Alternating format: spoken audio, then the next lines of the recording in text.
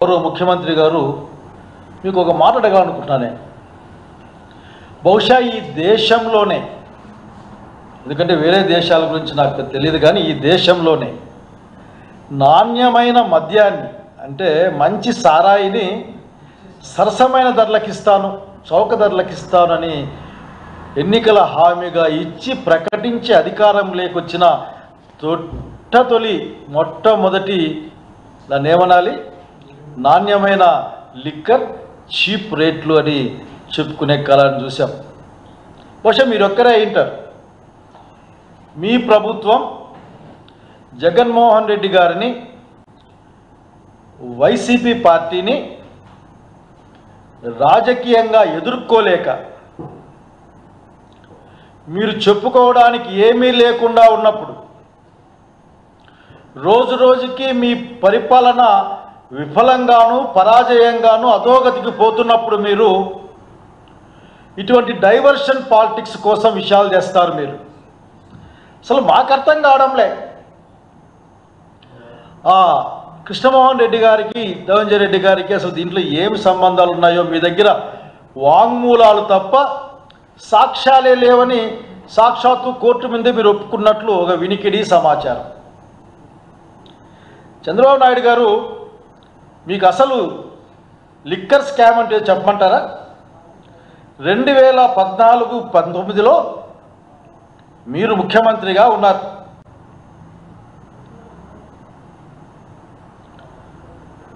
ముఖ్యమంత్రిగా ఉన్నప్పుడు మీరు అంతకు మునుపున్న 2012 ఎక్సైజ్ పాలసీని సవరించారు. సవరించి మీరు చాలా గొప్ప గొప్ప కార్యక్రమాలు చేశారు అక్కడ. ఎందుకంటే మీకు మద్యం వ్యాపారం బాగా తెలుసు. మీకు మద్యాన్ని పెంచడం ఎట్లా, మద్యం ద్వారా మీకు సంబంధించిన వాళ్లకు అట్లాగే మిగతా ఆదాయాన్ని పెంపొందించడం ఎట్లా, దాంట్లో మీరు చాలా ఎక్స్పర్ట్లు. మీరు అప్పుడు మీ మీద కేసు వచ్చింది. దాని తర్వాత సిఐడి వాళ్ళు కేసు ఫైల్ చేశారు మీ మీద. అందులో మీరున్నారు.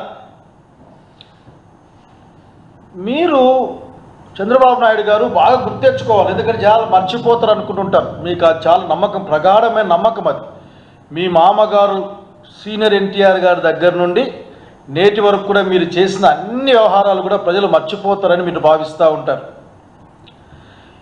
మీరు 2012 ఎక్సైజ్ పాలసీని సవరించిన తర్వాత దాదాపు 1300 కోట్ల రూపాయలు ఆనాడు ప్రివిలేజ్ ఫీజుని లేకుండా చేయడం ద్వారా లిక్కర్ వ్యాపారులకి లాభం చేకూర్చారని ఒక ఆరోపణ. దానికి రికార్డు కూడా ఉంది. మీ copy to PS to CM అనే ఒక నోటు మీద అదంతా జరిగింది. ఆ రోజు జీవో నంబర్ 218, జీవో నంబర్ 468 లెక్కన ఆ రోజున ఎక్సైజ్ కమిషనర్ గారు ఈ ప్రివిలేజ్ ఫీజుని పెంచాలి, వీలైతే 10 పెంచాలి అని మీ ముందు ప్రపోజల్స్ పెడితే ప్రత్యక్షంగా మీ ప్రభుత్వం దాన్ని మాఫీ చేసింది అన్న విషయాన్ని మీరు గుర్తెచ్చుకోండి ఒకసారి. దాంట్లో సంతకం పెట్టిన వారు ఆనాడు నా కొల్లు రవీంద్ర ఎక్సైజ్ మినిస్టర్ గారు. నాకు సమాచారం ఉన్నంత వరకు డిజిటల్గా మీరు కూడా అప్రూవ్ చేశారు అని. బహుశా దీన్ని స్కామ్ అని అంటారా, ఏమంటారో మీరు చెప్పాలి మాకు. అంతేకాదు, మీరు ఇంకా చాలా విషయాలు దీంట్లో ఉన్నాయి. మాట్లాడితే మీరు ఎస్బీఐ ఆగ్రోస్ దాన్ని మీరు వాడారు. అసలు మీ హయాంలోనే కాదా ఆంధ్రప్రదేశ్ రాష్ట్రంలో డిస్టిలరీలకి అవకాశం ఇచ్చింది, అనుమతి ఇచ్చింది? గుర్తెచ్చుకోండి ఒకసారి. ఎస్బీఐ ఆగ్రోస్కి కానీ, విశాఖ డిస్టిలరీకి కానీ, పిఎంకే డిస్టిలరీకి కానీ నాకున్న సమాచారం మేరకు మీ ప్రభుత్వమే పర్మిషన్ ఇచ్చినట్లు గుర్తు. మీరు మర్చిపోతారు మీరు చాలా. అట్లాగే మీరు చాలా విషయాలు మాట్లాడుతుంటారు. అసలుకి జగన్మోహన్ రెడ్డి గారి ప్రభుత్వం లిక్కర్ పాలసీలో నాకు ఎప్పటికీ అర్థం కాదు. ప్రభుత్వ పరంగా ఏదైనా వ్యాపారం జరిగితే ప్రభుత్వానికి లాభం వస్తుందా, ప్రైవేటు పరంగా వ్యాపారం జరిగితే ప్రభుత్వానికి లాభం వస్తుందా? మీరేం మాట్లాడారంటే అన్నీ మీకు కావాల్సిన వాళ్ళకే ఇచ్చారు మీరని. బాబు గారు మీరు గుర్తెచ్చుకోవాలి, ఎంతైనా కానీ మన రంగు మర్చిపోకూడదు. ఒకవేళ కంటెదురుగా కనిపించకపోవచ్చు, కానీ ఇది గురువిని తగ్గించే సామెత. ఇది మీ హయాంలో దాదాపు 69% ఆర్డర్లు మీరు కంపెనీలని 4కే ఇచ్చారు కదా, 4-5కి. 54% పైగా కొనుగోలు ఇప్పటికి కూడా మీరు 4-5 కంపెనీలు చేశారు కదా. అంటే మీరు ఎవరికి మేలు చేద్దామనుకున్నారు?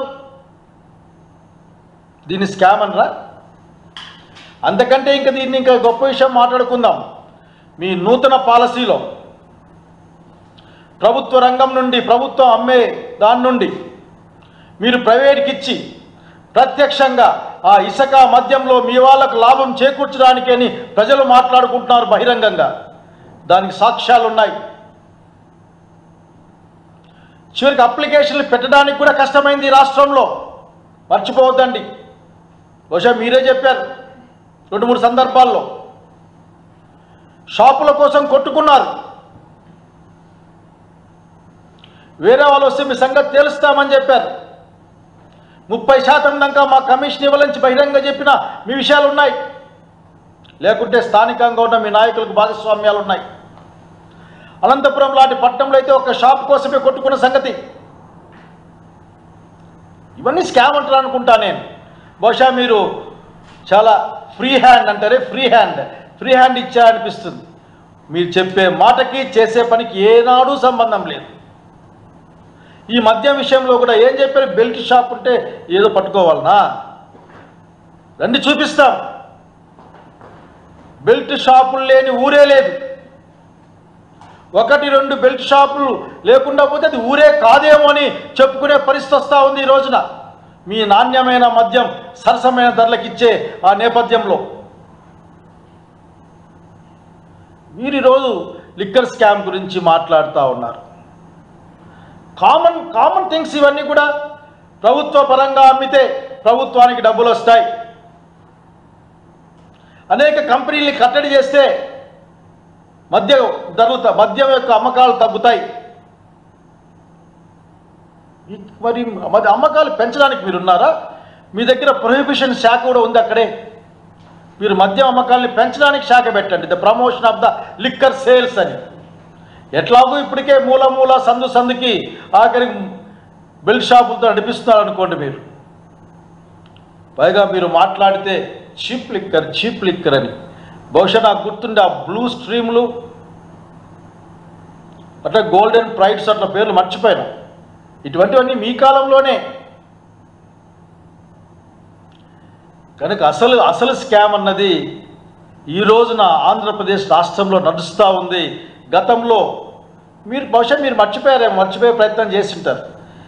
చాలామంది బయట చెప్పారు మీకు కావాల్సిన వాళ్ళు, లేకుంటే ఈ లిక్కర్ తయారీదారుల యజమానులు ఎక్కడికి వెళ్ళారు?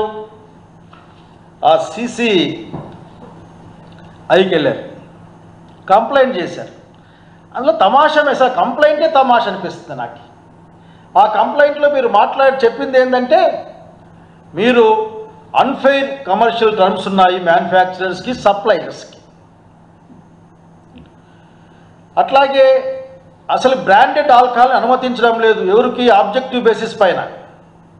అట్లాగే కన్జ్యూమర్ల యొక్క ఛాయిస్ మేరకు, డిమాండ్ మేరకు మీరు అసలు సారాయి అమ్మే విధంగా మీరు ప్రోత్సహించడం లేదు.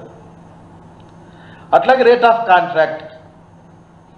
మీరు ఏం చెప్పాలనుకుంటున్నారు? ఎవరి తరఫున మాట్లాడుతూ ఉన్నారు మీరు?